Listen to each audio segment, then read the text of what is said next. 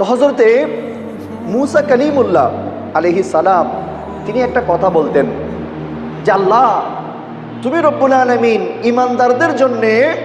যে নিয়ামত আখিরাতের মধ্যে রেখেছো, যে নিয়ামত তুমি আখিরাতে ইমানদারদের জন্য ব্যবস্থা করেছো, আমার তো বড় ইচ্ছা করতেছে আমি তোমার কাছে দোয়া করি যে দুনিয়ার যত কাফের মুশরিক বেদিন আছে তাদেরকে তুমি ধন দৌলত টাকা পয়সা ক্ষমতা সব কিছু দিয়ে দাও, একেবারে দুনিয়ার শুরু থেকে কিয়ামত পর্যন্ত তাদেরকে হায়াত দাও, তারা দুনিয়ার মজা লুটে নেক, দুনিয়াতে মজা করুক, কিন্তু যেদিন মৃত্যু হবে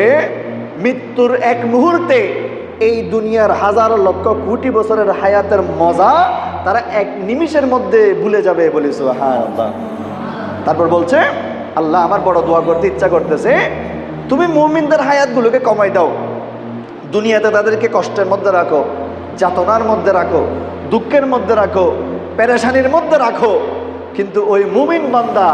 দুনিয়া থেকে মৃত্যুবরণ করতে দেরি, ওই মুমিন বান্দার মৃত্যু হওয়ার সাথে সাথে দুনিয়ার যাবতীয় কষ্ট, দুনিয়ার যাবতীয় বেদনা, দুনিয়ার যাবতীয় দুঃখ সব কিছু মুহূর্তের মধ্যে ওই মুমিনটা ভুলে যাবে বলে সুবহানাল্লাহ। দেখেন মুসা কালিমুল্লাহ আল্লাহর কাছে কি দোয়া করতেছে। তার মানে বোঝা যায় একজন কাফের মুশরিক বেদিন সে যদি দুনিয়ার শুরু থেকে শেষ পর্যন্ত কিয়ামত পর্যন্ত যদি হায়াত পায় এবং দুনিয়ার যত নাজ নিয়ামত আছে সব নাজ নিয়ামতও যদি সে লাভ করে, তারপরও মৃত্যু হওয়ার সাথে সাথে এই দুনিয়ার নাজ নিয়ামত তার কোনো কাজে আসবে না, নিমিষের মধ্যে মুছে যাবে।